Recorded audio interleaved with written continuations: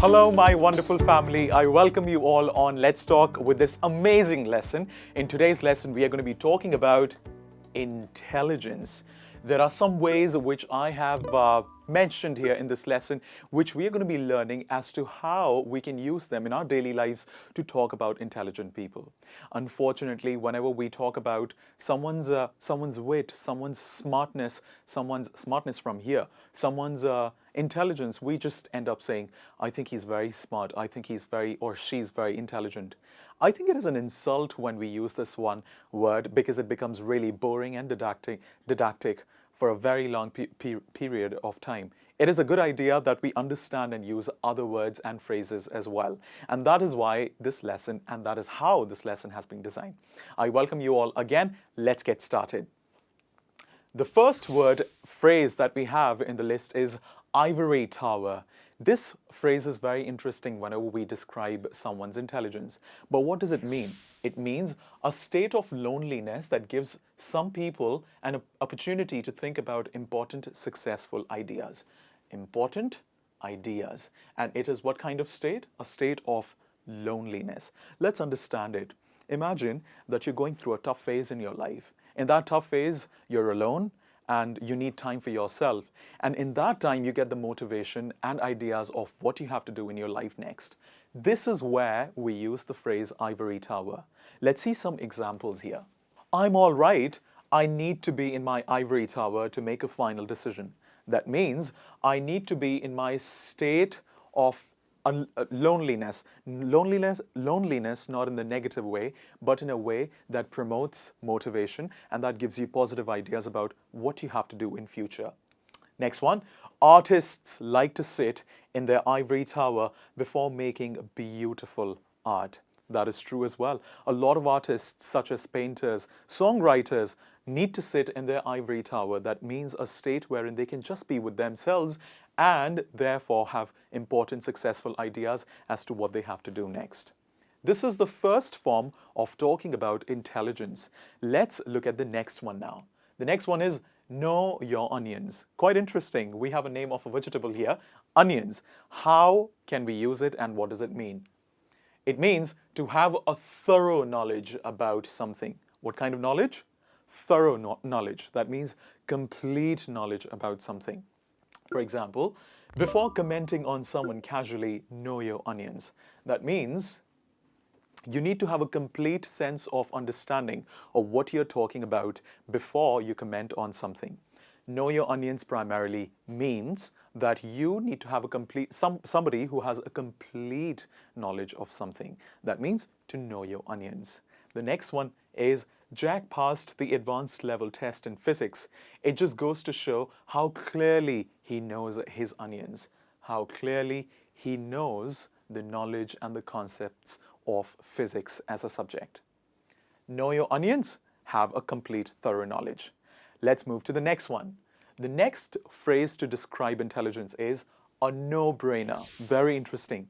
It means a query or puzzle that hardly requires any mental effort to solve. And in simple language, I can also say that it is easy. What is it?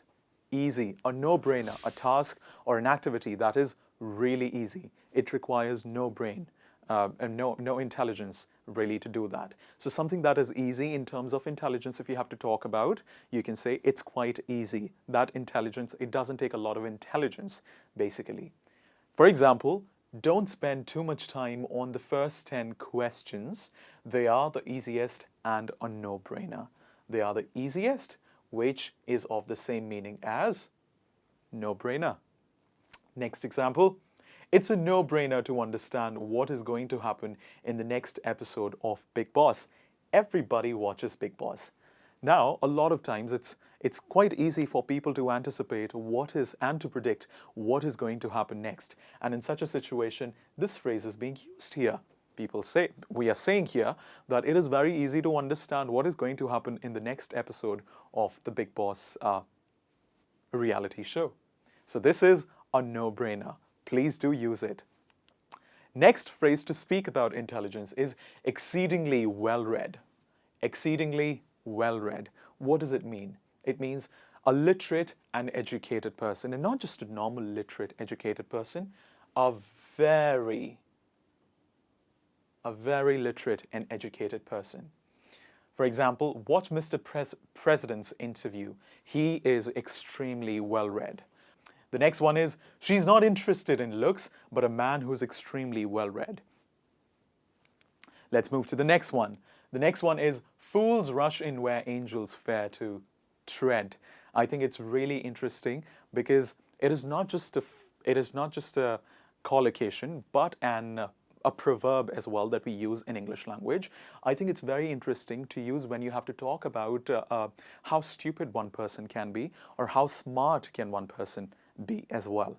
What does it mean? It means those with less intelligence attempt to do something that a wiser person or people is forbidden to do. That means something that is not allowed to do and something that is not suggested to do. Smart people will never do that, or a stupid person will always do that. Let's see how we can use that in examples. Room number 201 is haunted. Room number 201 is haunted. It's one of those places where only fools rush, where even angels fear to tread. It's only one of those places where a stupid person would want to go to, because even angels don't attempt to go in that place. The next one that we have is, it's no brain surgery. It is quite similar to the one that we did previously, which was a no-brainer. It means it's quite easy. The task or the activity that you're doing is easy. It requires no mental stimulation for us to kind of invest our energies in. For example, an easy or an uncomplicated task. Let's see how we can use that in examples. Have you heard of 2 minutes noodles? Yes, we are going to be connecting that example with this.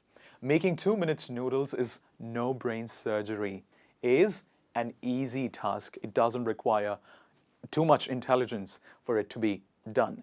The next one is, booking an Uber will take you just a few seconds. It's no brain surgery. Booking an Uber is a very easy task. It'll take you no mental stimulation or too much of work to do so. It's very easy. Let us now move on to the next one. The next phrase is Young Turk. I think it is quite interesting. And in today's world, we have got a lot of Young Turks. But what does it mean? It means someone who is excited to bring positive changes with original ideas. So somebody who has new ideas and is excited to bring positive changes, whatever that person is. For example, the new manager has a lot of interesting ideas to implement. Everybody calls him the Young Turk, Turk of the company. Everybody calls him the Young Turk of the company. To smell a rat. What is to smell a rat? Do you have that intelligent person in your life who, if in a negative situation or is in a positive situation, can smell that something is not going right? Well, this is about that intelligent person. It means be able to sense a problem in an otherwise stable situation. So the situation is, or the condition is stable, there's nothing wrong in that, but then that person has that extra detail, has an eye for that extra detail, and is able to sense a problem. Let's see how we can use that. I hope you haven't lost anything. Your expressions don't suggest though. Why do I smell a rat? Why do I smell a rat? That means, why do I sense that there's a problem going on at the back of your head? Next one is, don't be skeptical. Everything is fine now. Don't smell a rat in every little situation. Now this is being used sarcastically. The person is saying, you think a lot. Please do not think as much. Please do not be skeptical about any negative situation. Everything is fine with me. Let's move on to the next one. Next one is know the ropes. What is know the ropes? Have experience of the appropriate procedures. A person who knows the ropes means that person has the complete understanding of how to go about procedures.